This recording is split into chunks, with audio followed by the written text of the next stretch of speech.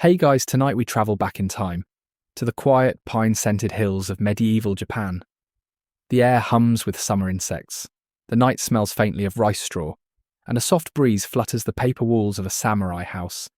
You're about to become someone else, a young warrior in training, still figuring out which end of the sword is the dangerous one. Don't worry, your sensei will make sure you learn eventually. Probably. You'll wake before dawn to the croak of crows and the snap of bamboo in the courtyard.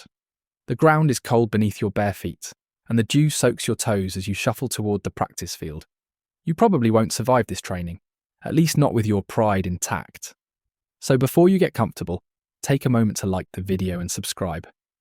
But only if you genuinely enjoy what I do here. Tell me where you're listening from and what time it is right now. I love seeing who's drifting off around the world. Now dim the lights, maybe turn on a fan for that soft background hum, and let's ease into tonight's journey together. Your father was a rice farmer, humble but loyal to the local daimyo, a regional lord whose name was both feared and respected. One season, a retainer noticed your quick reflexes as you caught a tumbling bamboo pole during a village festival, showing just enough promise to earn you a chance at samurai apprenticeship. You were 12 and terrified, and proud all at once. The first thing you learned, samurai life isn't glamorous. You sleep on a thin futon rolled out on wooden planks, your future packed into a single cloth bundle. The head instructor, your sensei, moves like a crane, silent but always watching. He has the kind of moustache that could frighten thunder, and he enjoys asking trick questions about loyalty before breakfast. "Would you die for your lord?" he asks one morning, stirring tea. You nod automatically. "Too quick," he replies, raising an eyebrow. A true samurai pauses, then answers yes. That pause is everything. It shows that you've considered life, death and taxes, and decided death is cheaper. Historians still argue whether this pause existed as a real teaching or a later poetic invention, but it fits the samurai image, composed even at the edge of absurdity. Training begins with etiquette. Before you even touch a sword, you must bow, properly, deeply, often. You bow when entering the dojo, bow to your seniors, bow to your shadow if it looks especially honourable that day. Bowing isn't humility, it's alignment, like adjusting the strings of a koto until they hum in harmony. The real weapon of a samurai, at least for now, is patience. You sweep the courtyard until it gleams like lacquer, polish your wooden practice blade until it squeaks, and copy characters from The Book of Five Rings until your wrist cramps. That's your morning. Afternoons are for running up hills until your sandals disintegrate. By evening, you collapse under a maple tree, panting.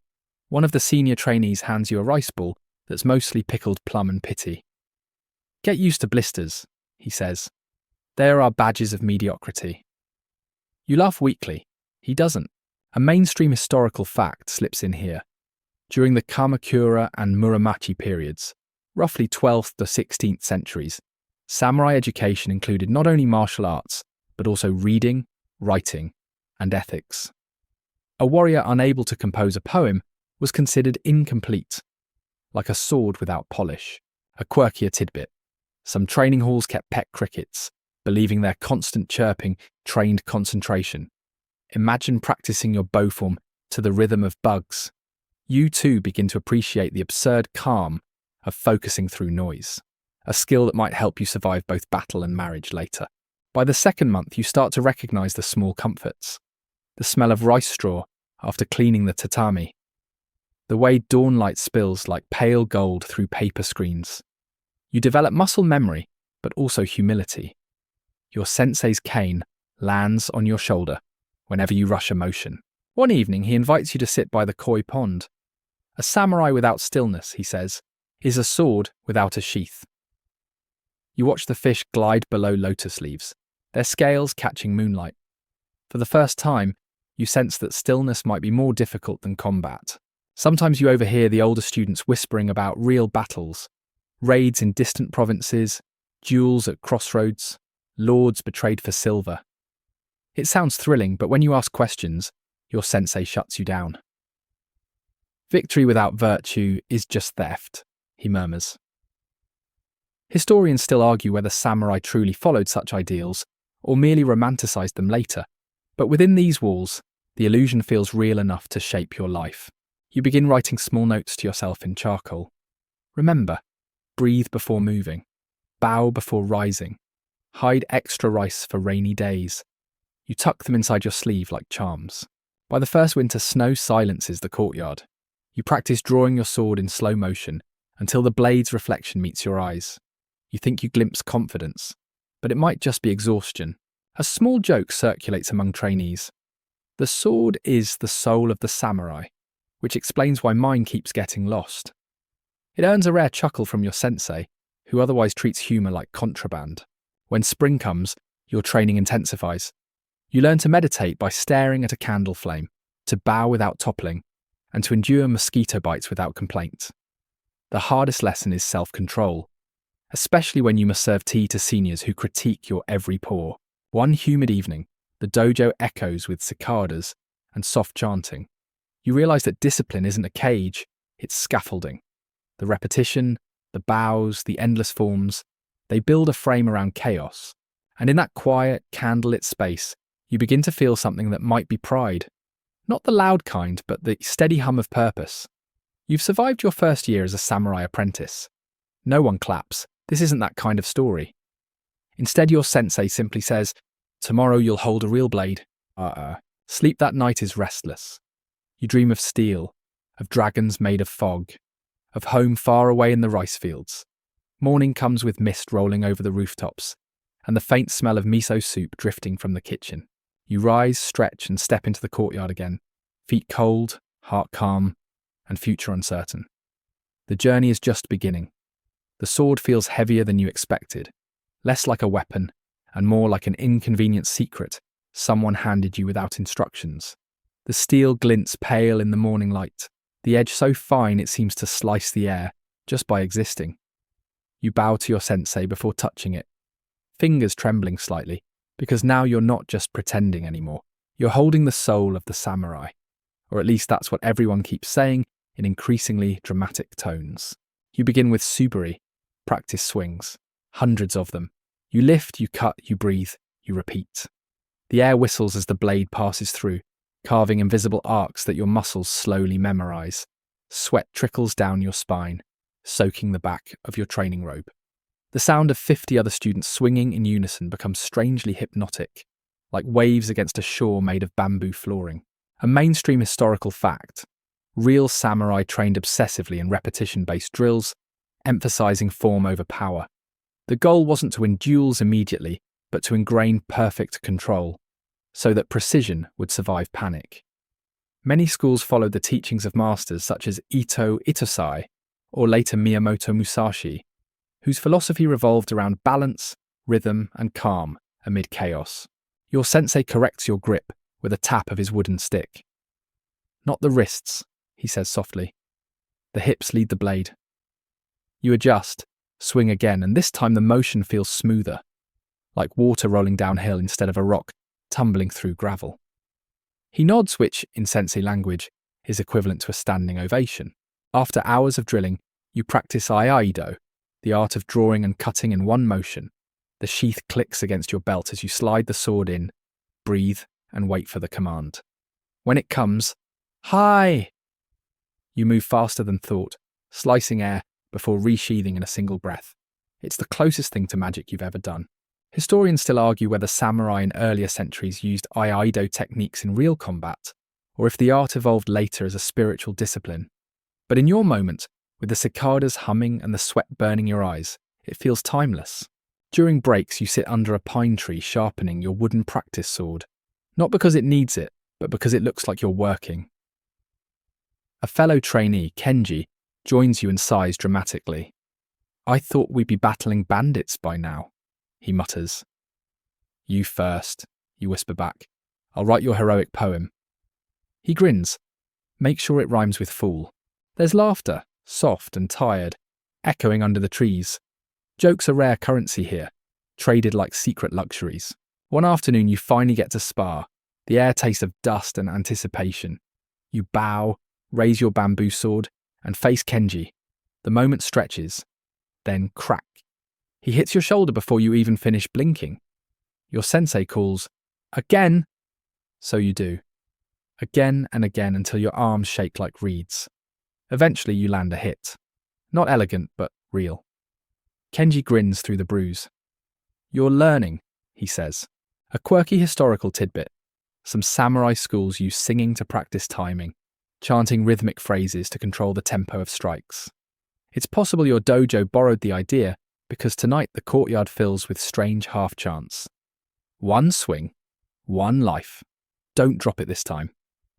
You can't tell if it's poetry or sarcasm, but it keeps you awake.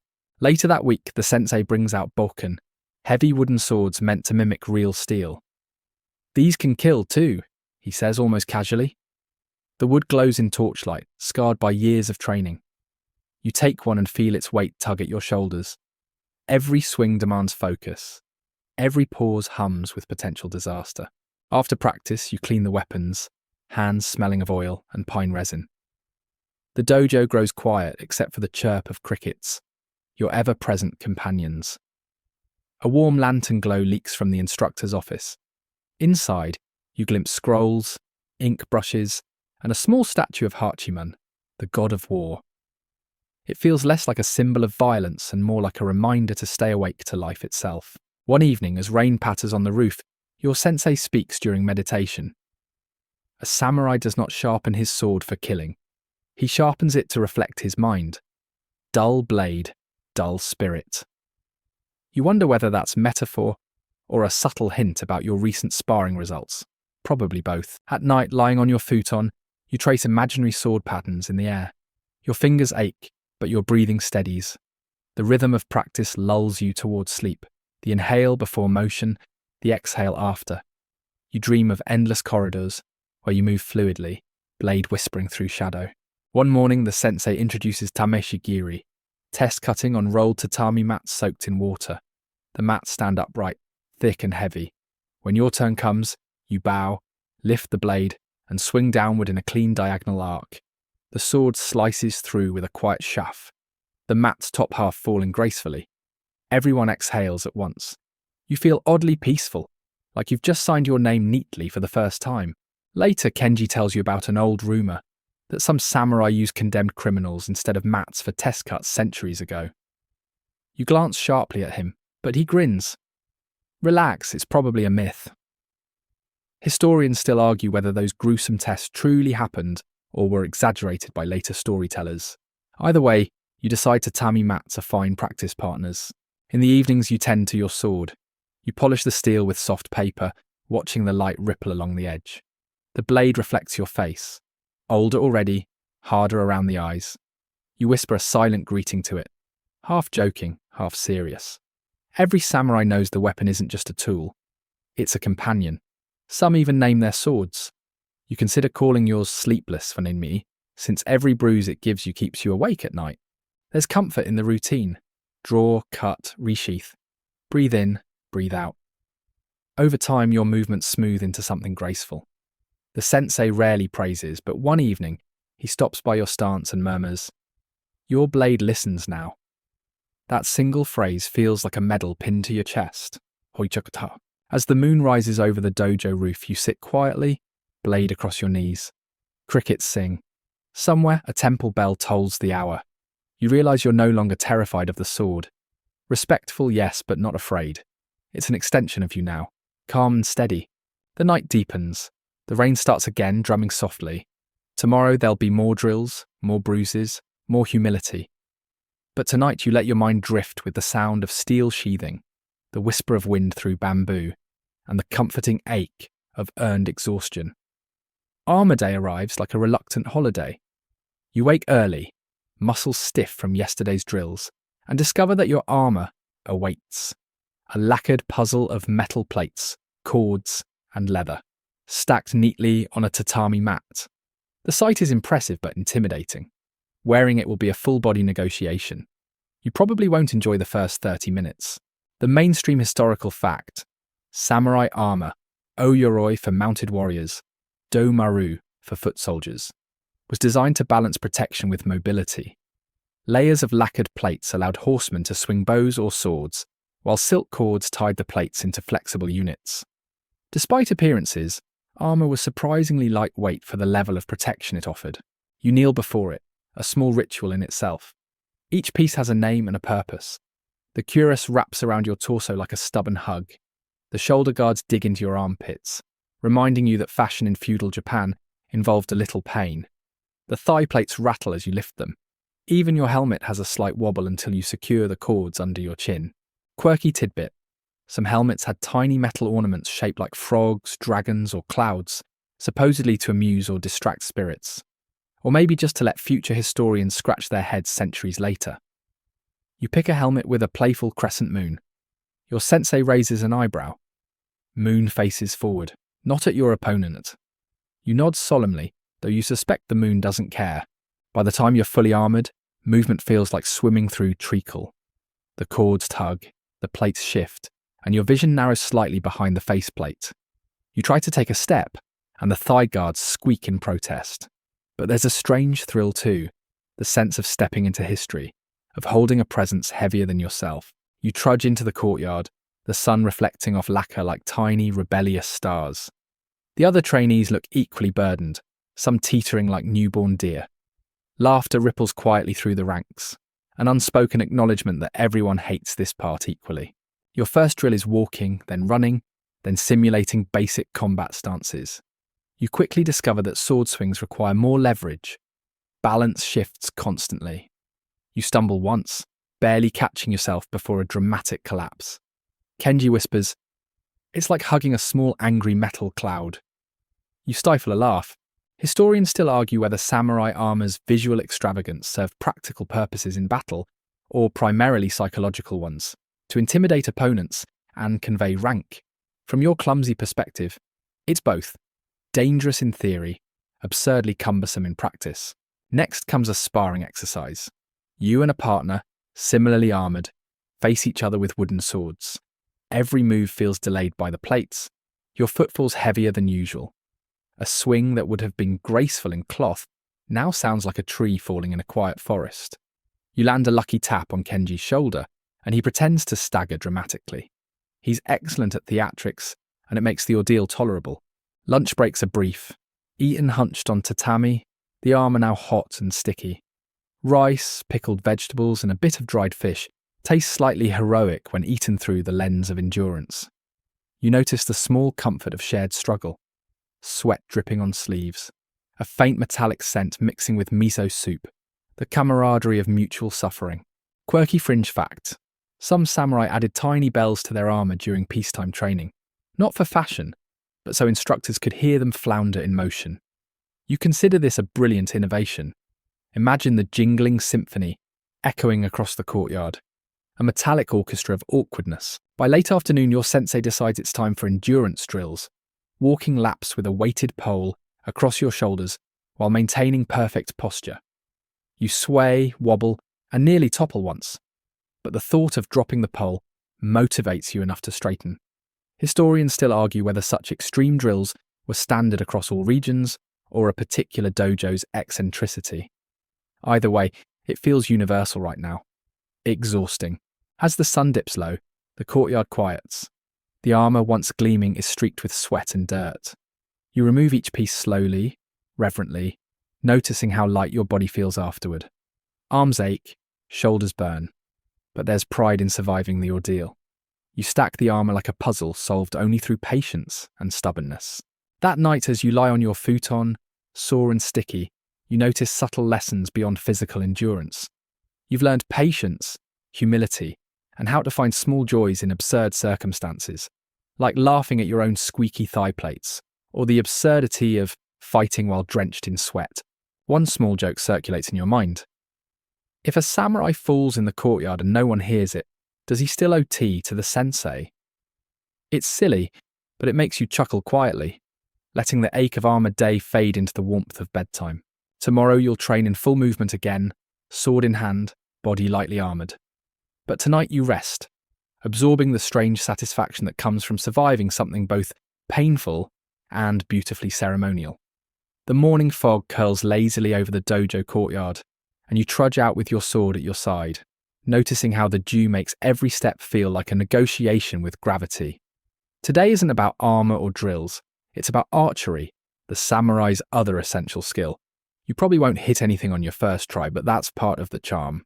A mainstream historical fact, archery was a central skill for samurai long before swords became the primary weapon. Mounted archery, or yabusame, was as much ceremonial as practical, training warriors to shoot accurately while galloping across uneven terrain. Hitting a target while moving required immense concentration, balance, and coordination. Your sensei lays out the bamboo bows and bundles of arrows. You kneel, gripping the bow with hands still stiff from yesterday's sword practice. The string hums as you draw it back for the first time, the weight reminding you how much you rely on muscles you never knew existed.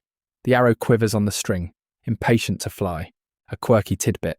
Some samurai attach tiny bells to arrows during ceremonial practice so they could audibly track their flight. The idea of jingling arrows makes you smile as you line up your first shot. Imagining an invisible orchestra of clumsy jingles eases the tension in your shoulders. You take aim at the target a few dozen meters away, trying to remember the basic instructions. Stance, draw, breathe, release. You release, and the arrow lands somewhere off-center, burying itself in the soft earth with a muted thunk. Your sensei nods, as if this misfire is a meaningful step on the path to enlightenment. Historians still argue whether samurai primarily used bows in field combat during later periods, or if swords took over entirely due to changing battlefield tactics. Either way, your morning is full of tension, focus, and a surprising amount of satisfaction in missing cleanly. Kenji steps up next, drawing his bow with the kind of dramatic flair that makes you wonder if he's secretly an actor in a kabuki play. His arrow sails and lands surprisingly close to the bullseye. "Beginner's luck," he says with a smirk, but you notice the tiny bells still jingling, adding a whimsical soundtrack to the morning. The next several hours are a mix of repetition and small victories. One arrow grazes the outer ring of the target, another burrows deep near the center. With each release, your mind calms, your muscles remember, and a rhythm emerges. Inhale, draw, exhale, release. The forest surrounding the dojo hums in approval. Birds perch silently, watching your awkward form with what you assume is judgment. Quirky fringe fact. Some samurai practiced archery blindfolded to improve muscle memory and trust in instinct. You think about trying it someday, though probably not today. Right now, your first goal is to land more arrows on the mat than not. During a short break, you sit cross-legged with Kenji and share dried plums. He whispers conspiratorially that a legendary samurai once trained using arrows soaked in chili powder, just to make missed shots memorable. You laugh, though you're pretty sure your sensei would never allow such nonsense. By afternoon, your shoulders ache, but something magical happens. Your arrows start hitting where you intend, almost without thinking. The rhythm becomes hypnotic. Sweat mixes with morning dew, and the world seems to slow, each release of string a tiny meditation. You remember the jokes about jingling arrows and smile quietly, letting the sound of whistling wind through bamboo carry you forward. Historians still argue whether the emphasis on archery in samurai culture was more practical, ceremonial, or philosophical, meant to train the mind as much as the body. For you, today feels like all three simultaneously. Physical challenge, mental focus, and the quiet joy of simple, repetitive motion. As the sun sinks behind distant hills, your sensei calls the practice to a close. You stretch, feel the burn in your back and arms, and gather arrows, reflecting on how different this practice is from swordsmanship. With the sword, the motion is immediate, violent and final. With the bow, patience and timing rule. You recognize a subtle lesson in balance, discipline, and the strange satisfaction of slow mastery. By evening, you're back in the dojo, polishing your sword and bow alike. The air smells of pine, oil, and faint iron. Kenji mutters something about tomorrow being a true test of coordination, but you're already halfway to sleep, lulled by the memory of arrows sailing, whistling, and landing quietly. You settle onto your futon, muscles pleasantly exhausted. The imagined jingling orchestra of arrows continues in your mind as you drift off, lulled not by quiet, but by the satisfying hum of skill slowly earned. Dawn seeps through the paper shoji, soft and pale, brushing your eyelids as you wake to the smell of steamed rice and miso soup drifting from the kitchen. Today you focus on swordsmanship, the image of katana glinting in the sun, dancing behind your eyes. You probably won't look graceful at first, but the rhythm will arrive. slowly, like a polite guest. Mainstream historical fact: the katana, iconic curved sword of the samurai, was prized not only for cutting ability, but also for its symbolic representation of the warrior's soul. Forging techniques involved folding steel repeatedly, creating layers that were both strong and flexible. Handling a katana is an art. The weapon responds to your stance, grip, and breath. You strap on your domaru, tightening cords at every joint, feeling familiar discomfort from yesterday's armor day. The courtyard stretches out before you, wooden practice swords, bokken, aligned like obedient soldiers. You bow to the sensei and take your first stance, feet planted, spine straight, eyes alert. A quirky tidbit: some samurai used wooden swords with bells or carvings to audibly mark strikes during training, making sparring sound like a cautious, metallic dance. You imagine the jingling, the whacks, the occasional exaggerated oof, and it makes the early morning chill a little less intimidating. Your first swings are awkward, the wood clattering more loudly than you anticipated. You overextend, wobble on your heels, and realize you've forgotten to breathe properly. Kenji, the ever-dramatic companion, executes a flawless cut in 3 fluid motions, making you wonder if he slept in a dojo instead of a bed last night. Historians still argue whether katana were primarily battlefield tools or ceremonial status symbols by the Edo period. Handling your own, you sense both. The weapon feels alive, demanding precision, yet carrying centuries of pageantry and prestige. By mid-morning, drills escalate. You practice subari, repetitive cuts against imaginary foes, then move to partnered sparring. Each clash of bokken sends vibrations up your arms, echoing in your chest. You stumble, laugh, and find rhythms slowly emerging from the chaos. One swing, one block, one step at a time. The courtyard seems alive with invisible energy, almost whispering encouragement through the rustle of leaves. Quirky fringe fact: some schools of swordsmanship trained samurai to fight blindfolded for balance and spatial awareness. You consider it briefly, imagining a comedic tumble into the mud before abandoning the idea in favour of safety and dignity. Lunch arrives as a quiet interlude. Rice, pickled radish, a small piece of fish. You sit cross-legged, enjoying the simple comfort of food after exertion. The sensei speaks softly about posture and breathing, likening swordsmanship to a slow, living meditation. You nod, appreciating both the practicality and the poetry in this comparison. Afternoon practice moves into katas, choreographed sequences designed to internalize movements. You repeat strikes, blocks, and spins until your muscles feel like pliable leather stretched across fatigue. Sweat trickles down your back, armor plates sticking in uncomfortable but familiar ways. Each motion is a conversation between body, mind, and blade. Historians still argue whether katas were primarily practical fighting drills or ritualized exercises for mental discipline. Experiencing them, you feel it's undeniably both. Your body burns, yet your mind begins to float in a rhythm of motion and breath. By late afternoon, the sun softens, painting the courtyard gold.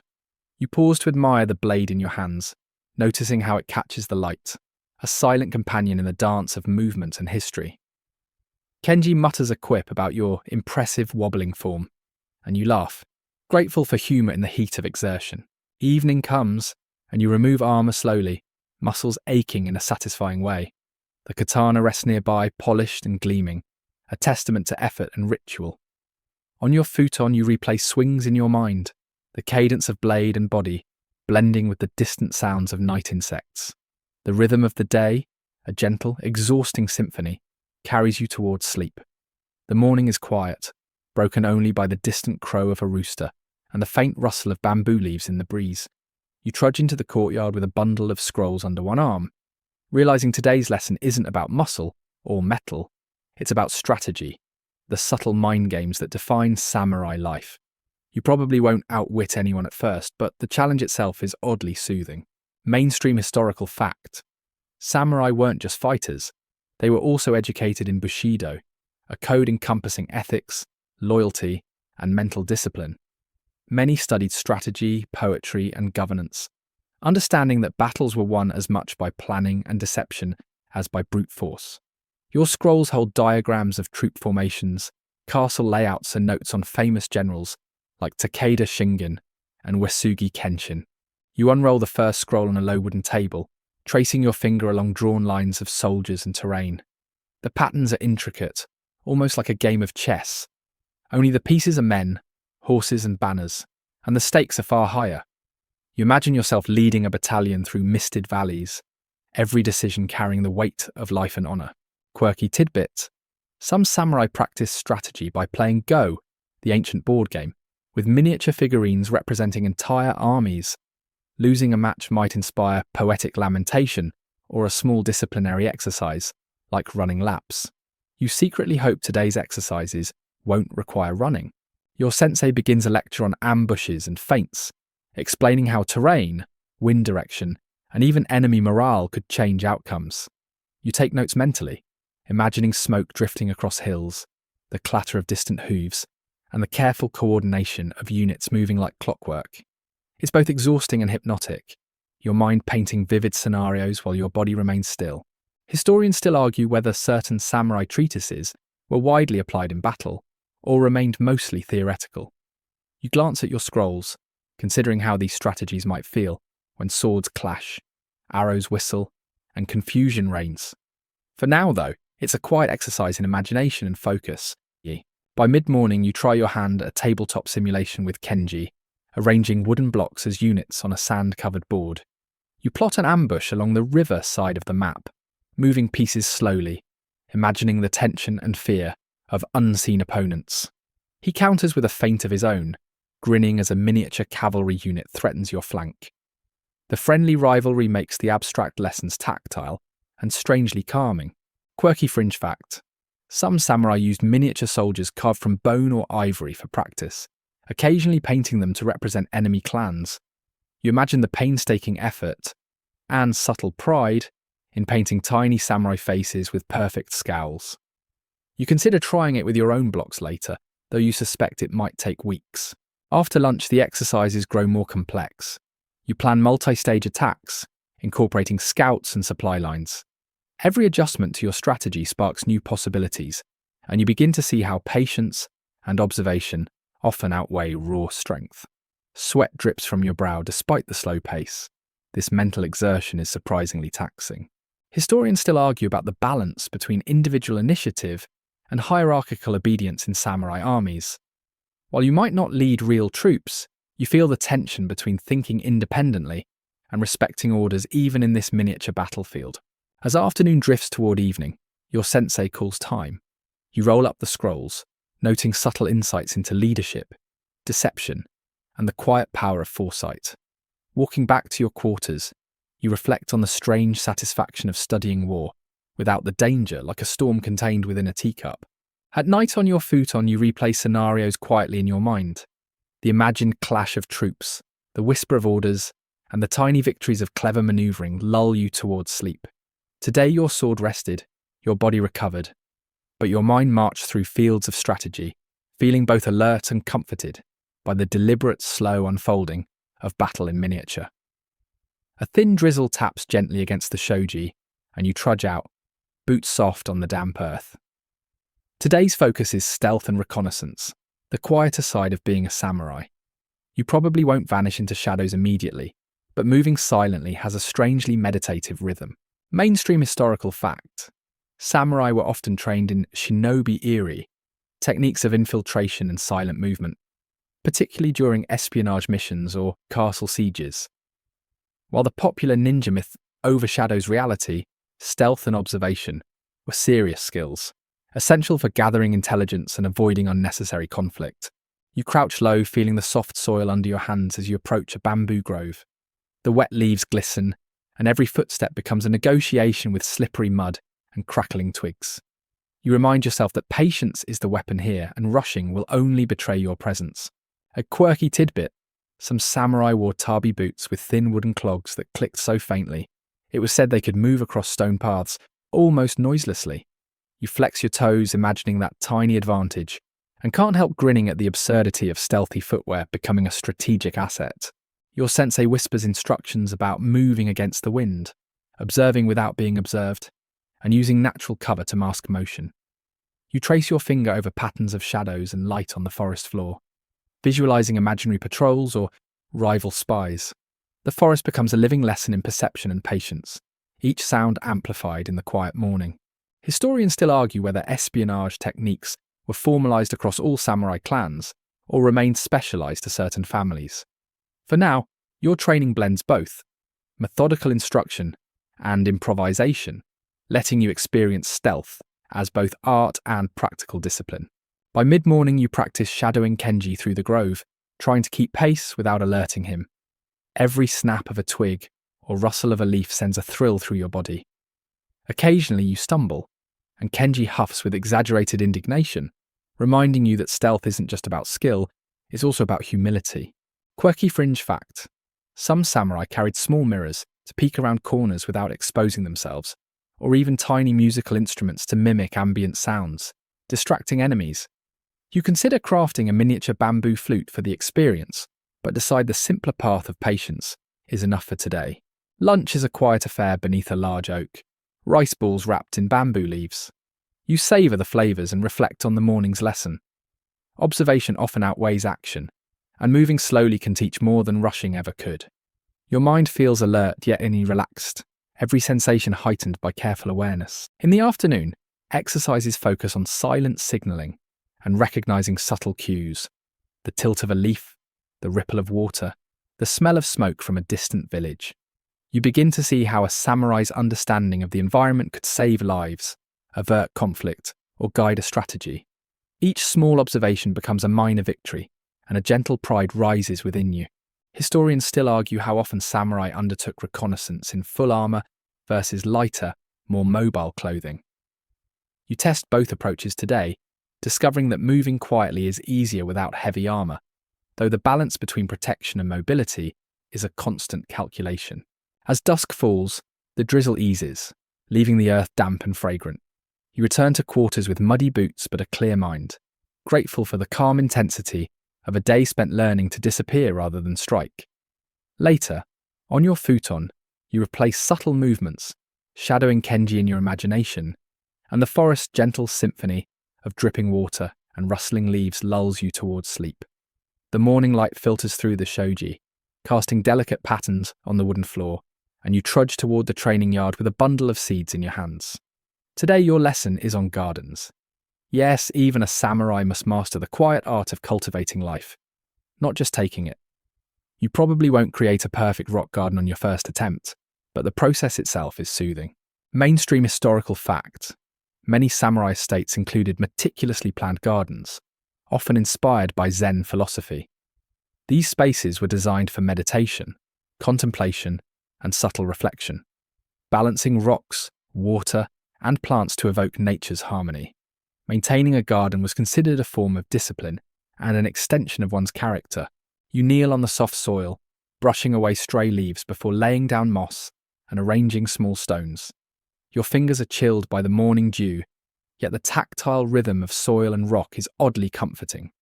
Each placement feels like a conversation with centuries of tradition. The careful tilt of a stone, the curl of a fern, the precise scattering of gravel. A quirky tidbit: some samurai planted miniature bamboo forests within their gardens, believing that tiny groves could channel spiritual energy and confuse mischievous spirits. You imagine tiny, invisible ninjas hiding among the stalks, and can't help but chuckle softly to yourself. Historians still argue whether samurai gardens were primarily meditative spaces or displays of status and wealth to impress visitors. As you work, it feels both: a quiet haven for thought and a subtle demonstration of skill and taste. By mid-morning, your garden begins to take shape. You rake patterns into gravel, mimic streams with winding lines, and arrange stones to represent mountains and islands. Every motion is deliberate, each small adjustment teaching patience and awareness. The wind carries the scent of pine and damp earth, enhancing the meditative quality of your labour. Quirky fringe fact: in some regions, samurai trained in garden design to understand terrain manipulation for battlefield strategy, using their landscaping skills to envision hills, rivers, and fortifications. You shake your head at the thought, realizing that today your battlefield is entirely peaceful, save for the occasional curious crow. Lunch is eaten on a stone bench, a simple meal of rice, pickled vegetables, and grilled fish. The sensei walks among the plants, offering quiet tips on balance and proportion, sometimes pausing to admire a particularly elegant stone arrangement. You feel the slow satisfaction of creation, the subtle reward of seeing order emerge from disorder. In the afternoon, exercises include pruning bonsai, training your eye for detail and symmetry. You snip carefully, thinking about how the garden reflects inner discipline. Each cut, each placement of stone or plant reinforces patience, observation, and harmony, qualities as essential on the battlefield as in everyday life. Historians still argue whether garden aesthetics were intended to train the mind for strategy or purely for contemplation and beauty. As you kneel in the soft earth, the distinction seems almost irrelevant. You are learning focus, intention, and quiet joy, all at once. As the sun sets, the courtyard glows in golden light. The garden is imperfect but harmonious, a miniature world crafted by careful hands. You step back, wipe dirt from your palms, and breathe deeply, letting the soft satisfaction of creation settle into your bones. On your futon later, the memory of rustling leaves, patterned gravel, and the delicate placement of stones gently lulls you towards sleep, a quiet victory for both body and mind. The morning mist curls over the rooftops, and you trudge toward the dojo, feeling the tension of yesterday's exercises still lingering in your shoulders. Today the lesson is archery, a skill that requires precision, patience, and a steady breath. You probably won't hit the target at first, but the process of drawing the yumi, feeling its weight, and releasing is strangely meditative. Mainstream historical fact. Samurai long practiced kyujutsu, the art of archery, which was both a practical martial skill and a spiritual discipline. Archery was used in warfare, hunting, and ceremonial contexts, emphasizing form, focus, and mental calmness. The yumi, taller than most samurai, demanded full-body engagement, blending strength with grace. You nock your first arrow, feeling its shaft rest against your cheek, and your fingers tense on the bowstring. The wind brushes against your face, carrying the scent of pine and morning dew. Each inhale and exhale becomes a rhythm, and you begin to sense that archery is as much about timing and intention as about raw strength. A quirky tidbit: some samurai practice shooting from horseback, using specially designed short bows, which could bend more easily than regular yumi. You imagine galloping across a muddy field, arrow nocked, horse wobbling beneath you, and can't help a quiet chuckle at your probable clumsiness. Historians still argue whether mounted archery or foot archery was more influential in certain battles, and the debate persists among scholars. As you stand on the grassy range, it's clear that mastery requires both technique and understanding of the environment, whether stationary or in motion. By mid-morning, you begin repetitive drills, knocking, drawing, aiming, releasing. The arrow whizzes through the air, sometimes missing wildly, sometimes striking the target with satisfying precision. You notice subtle patterns, the sway of your stance, the tension in your shoulders, the slight gust of wind, and begin to adjust accordingly. Quirky fringe fact: some samurai added tiny bells to arrows during training to track flight patterns and auditory precision. You imagine a chorus of jingling arrows arching through the morning air and laugh quietly at the improbable music. Lunch is taken under a ginkgo tree, rice wrapped in leaves, and a small piece of dried fish. You chew slowly, reflecting on how archery teaches humility. No matter how skilled you think you are, the bow will always remind you of limits and patience. In the afternoon, you practice shooting while kneeling, simulating seated defense positions, and then against a winded target carried by kenji. Each shot feels like a conversation between body, mind, and arrow. Small successes bring gentle satisfaction, while misses teach careful observation and adaptation. Historians still argue how ceremonial archery influenced battlefield techniques, and whether spiritual practice enhanced practical skills. You feel both, sensing that archery cultivates calm focus as much as physical ability. As dusk falls, arrows are collected, and you wipe sweat from your brow. You linger a moment, admiring the arc of the sun across the dojo and the subtle glow on your bow. On your futon later, the rhythm of draw, aim, and release plays gently in your mind, a lulling, steady cadence guiding you towards sleep. A faint fog lingers over the village, and you trudge toward the stables, your fingers stiff from yesterday's archery practice. Today, Your lesson is horsemanship, a crucial skill for samurai who relied on speed, height, and mobility. You probably won't master the trot and gallop immediately, but the gentle sway of the horse beneath you is oddly comforting. Mainstream historical fact: samurai were trained extensively in riding, both for battlefield purposes and ceremonial processions. Horses were considered extensions of their warriors, and the bond between rider and steed was built on trust, patience, and careful training. Some samurai even slept near their horses to maintain that closeness. You approach a chestnut mare, her coat slick with morning dew. As you run your hand along her mane, you feel the warmth of her muscles and the rhythmic breathing that mirrors your own. You mount slowly, finding balance as her hooves press against the soft earth. The world tilts slightly, a reminder that riding demands attention, awareness, and humility. Quirky tidbit: some samurai adorn their horses with miniature flags and ornate bridles for ceremonial parades, sometimes painted with tiny family crests that require delicate brushwork. You imagine painting a crest on your mare's saddle, chuckling at the contrast between battlefield practicality and parade pomp. Historians still argue whether ceremonial horsemanship influenced combat riding techniques or was primarily for display. As you guide the mare across the training grounds, it's clear that both elements contribute to skill and confidence. By mid-morning, you practice basic gaits, adjusting your posture, heels, and rein pressure. The mare responds to subtle shifts in weight and voice, teaching you patience and a non-verbal language. You realize that controlling the horse requires as much mental calm as physical skill, a lesson that resonates with other aspects of samurai life. Quirky fringe fact: some samurai trained horses to kneel or perform simple tricks during court ceremonies, blending entertainment with discipline. You imagine asking your mare to bow politely to visiting lords, and you stifle a laugh, knowing her current mood is more, "I do what I want." Lunch is shared in the stables: rice, pickled radish, and dried fish, eaten on a wooden bench with the mare resting nearby. You feel an unusual sense of companionship, the horse's quiet presence grounding you, while the smells of hay and leather mingle with the earthy morning air.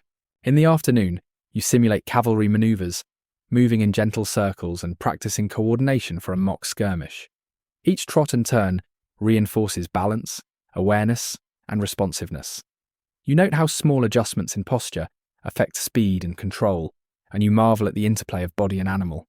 Historians still argue whether mounted samurai were more effective on open plains or within forested terrain.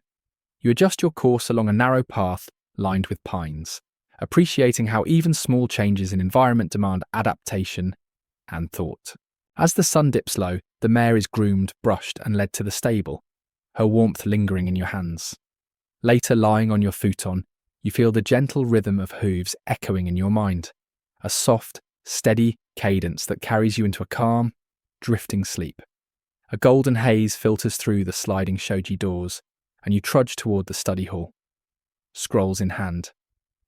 Today the lesson is literacy and strategy, the quieter, cerebral side of being a samurai. You probably won't master every kanji at once, but the gentle scratch of brush on paper is soothing in its own way.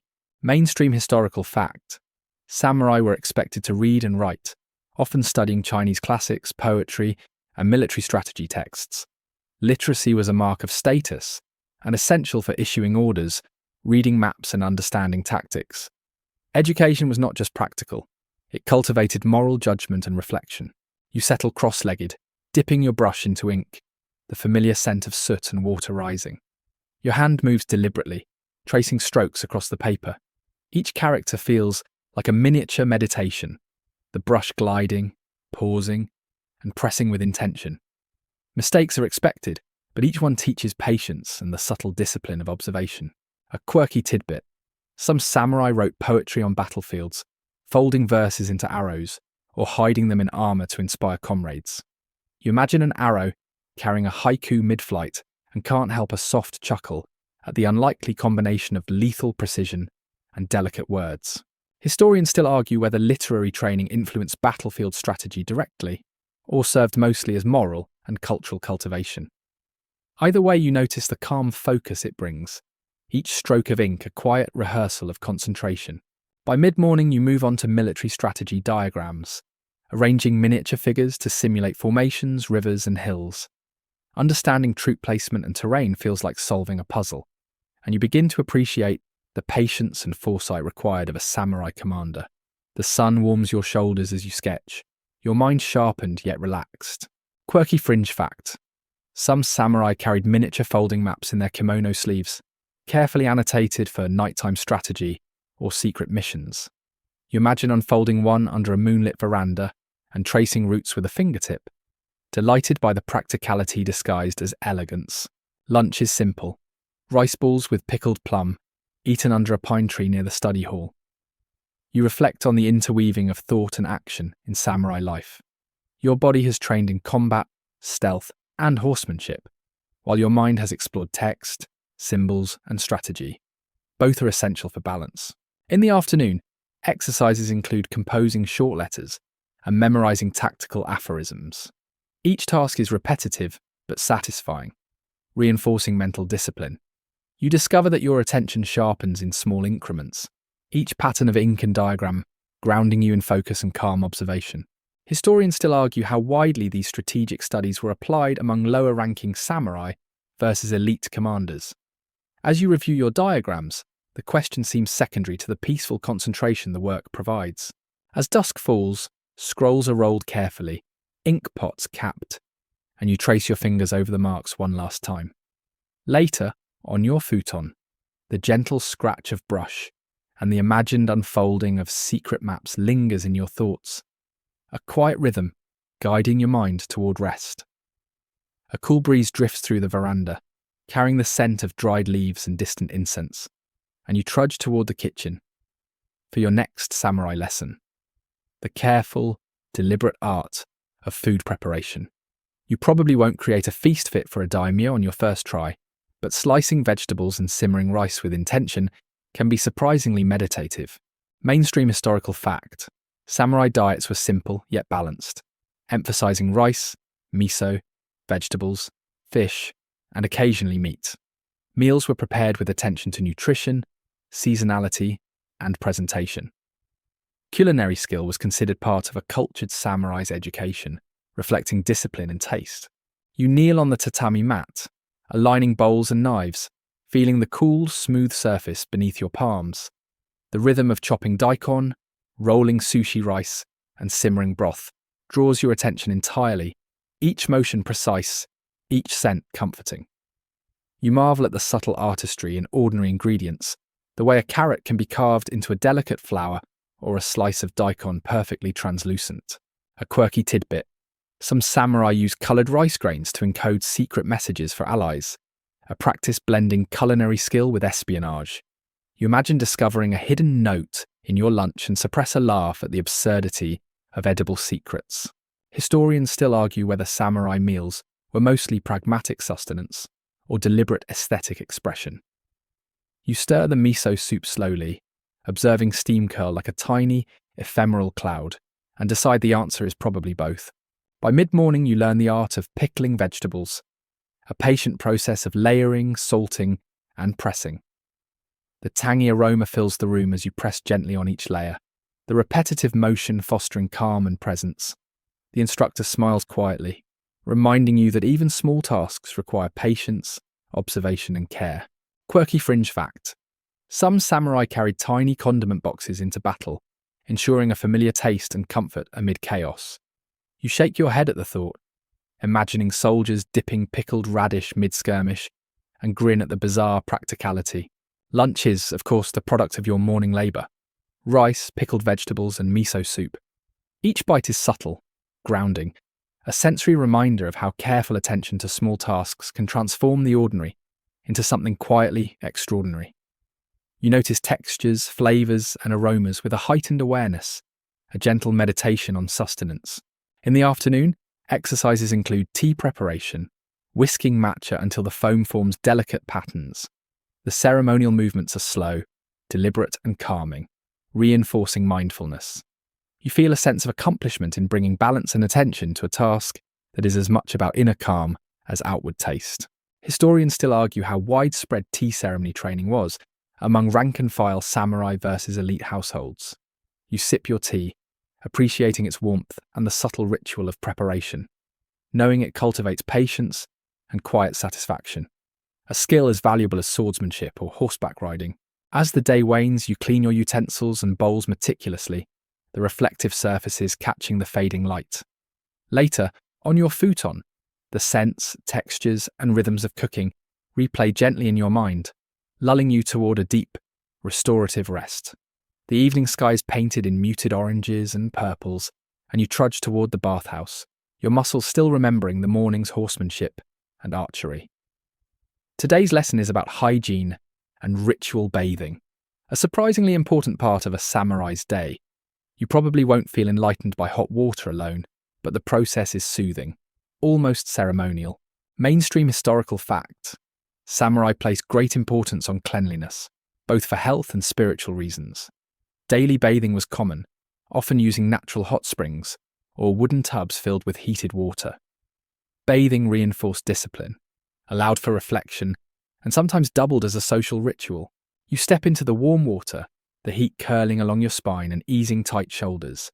Steam rises in gentle wisps, carrying the earthy scent of cedar from the tub. You scrub slowly, feeling knots release and muscles unwind. Each movement is deliberate, rhythmic, almost hypnotic. In this moment, your body remembers every stumble, every precise stance from the past week of training, and releases tension you didn't even realize you were holding. A quirky tidbit: some samurai soaked in baths with medicinal herbs or roasted rice husks, believing that it would strengthen their skin or ward off fatigue. You imagine a tub floating with tiny twigs and grains and suppress a laugh at the mildly crunchy thought. Historians still argue how widespread these herbal bathing practices were versus simple hot water routines. Either way, the act of bathing itself is meditative, a slow transition from the bustle of training to calm introspection. By mid-evening, you move through a series of scrubbing and soaking rituals, alternating warm and cool water to invigorate the body. You notice small details: the pattern of steam against wooden beams, the way water drips from the edge of the tub, the gentle sigh of hot air escaping. It all feels almost musical, a soft cadence in which your body participates willingly. Quirky fringe fact: some samurai carried portable bathing kits when travelling, including small tubs, brushes, and herbal additives. You imagine setting up a tiny spa on the roadside and chuckle quietly at the absurdity and devotion. Dinner follows in a simple tatami room: steamed rice, pickled vegetables, and a small fish. The warmth from the bath lingers in your body, making each bite comforting. You notice the rhythm of chewing, the subtle textures of each food item, and the delicate aroma of miso soup. It's a slow, intentional meal, designed as much to soothe as to nourish. In the later evening, the practice extends to personal grooming, brushing hair, cleaning nails, and arranging clothing neatly for tomorrow. Every motion is deliberate, reinforcing the samurai principle that attention to small details cultivates discipline, respect, and mindfulness. Historians still argue whether these grooming rituals were practical, aesthetic, or symbolic demonstrations of status. You step back, admiring the subtle orderliness and calm it brings, realizing the overlap: practicality, beauty, and ritual coexisting quietly. As night descends, you settle on your futon, skin warm and relaxed, mind drifting with the rhythm of water and daily discipline.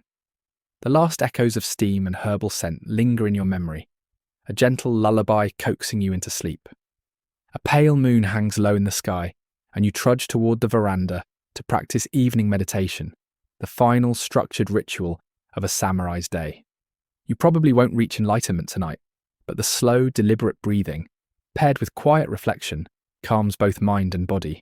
Mainstream historical fact: meditation, often zazen, was integral to samurai life. It fostered mental clarity, emotional control, and focus, crucial for both battlefield composure and daily decision-making. Samurai viewed mental discipline as equally important as martial prowess. You cross your legs, feeling the cool wood beneath you, and settle into a straight, comfortable posture. The night hums softly with crickets and distant streams. You inhale deeply, noticing the weight of your shoulders, the alignment of your spine, the rhythm of your heartbeat. Each exhale releases tension you didn't realize you carried.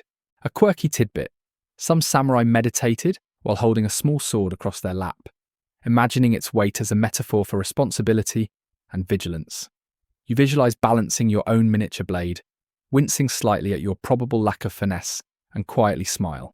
Historians still argue how structured meditation influenced combat performance versus daily mindfulness. Regardless, you feel the gentle calm it imparts, the mind settling like sediment in water, leaving clarity on top. By mid-evening, thoughts drift naturally.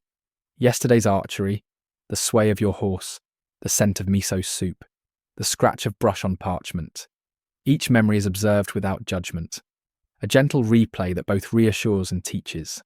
Your breath deepens, syncing with the ambient rhythm of the night. Siyui. Quirky fringe fact. Some samurai recorded dreams after meditation, believing they provided insight into strategy or moral dilemmas.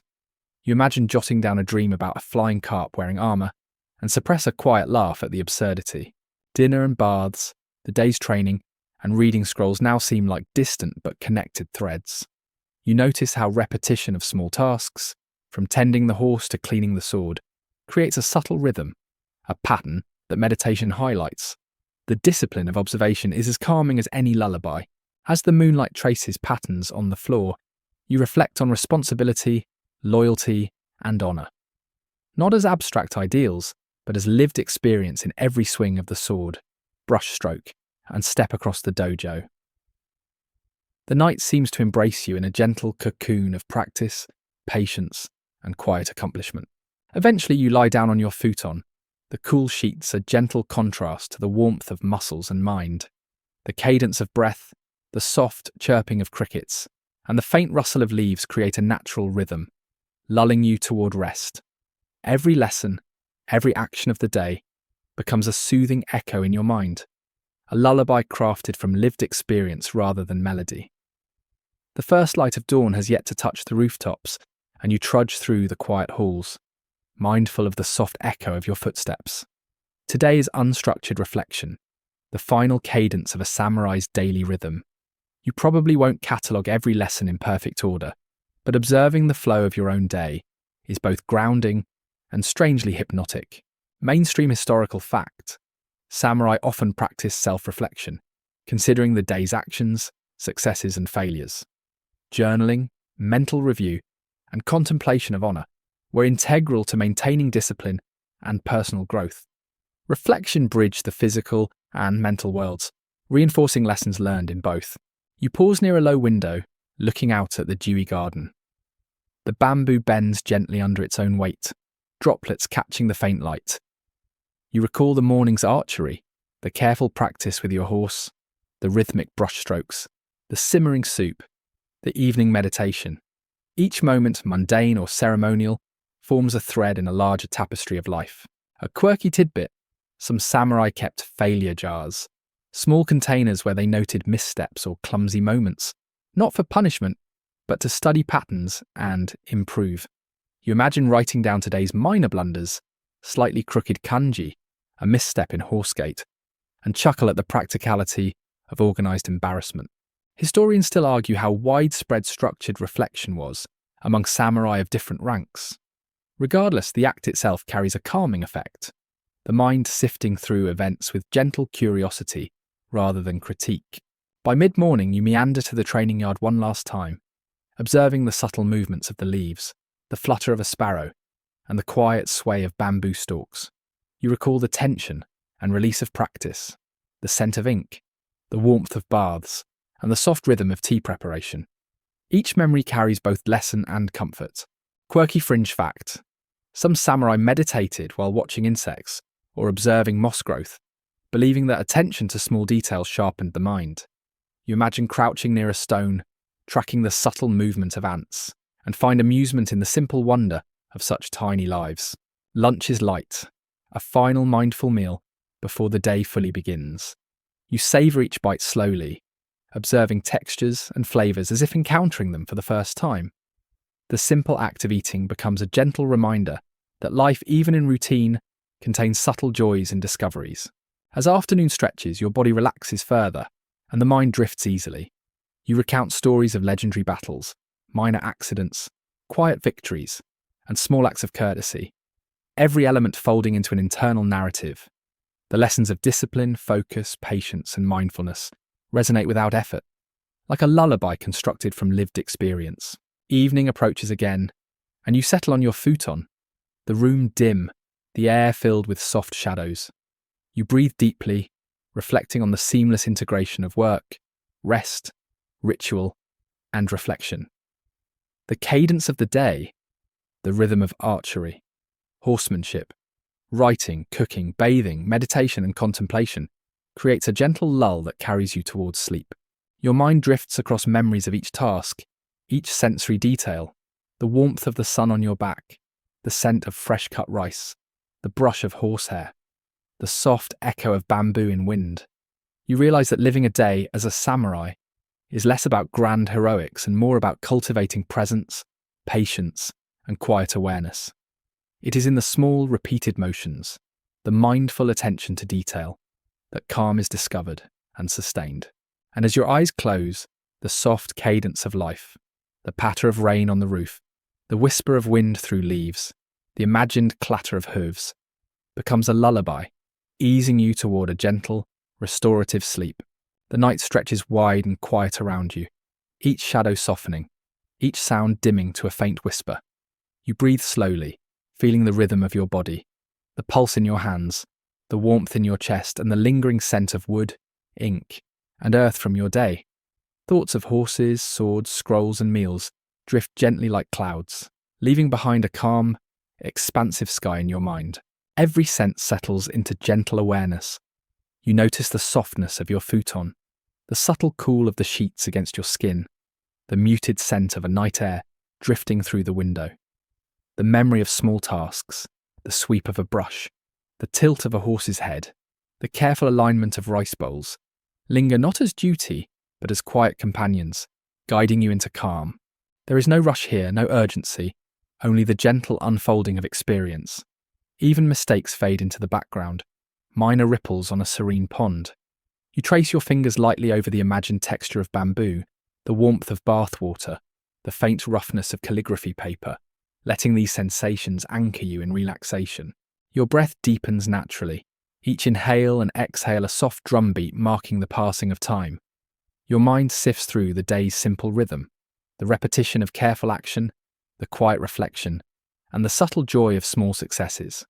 There is comfort in the ordinary, beauty in the routine, and serenity in the knowledge that presence is practice. Finally, you feel the cadence of life and ritual dissolving into soft nothingness, a gentle hush that welcomes rest. Your eyelids grow heavy, thoughts slow, and the mind drifts effortlessly. In this peaceful suspension, you are both observer and participant, immersed in the quiet wisdom of lived experience, floating toward deep, restorative sleep.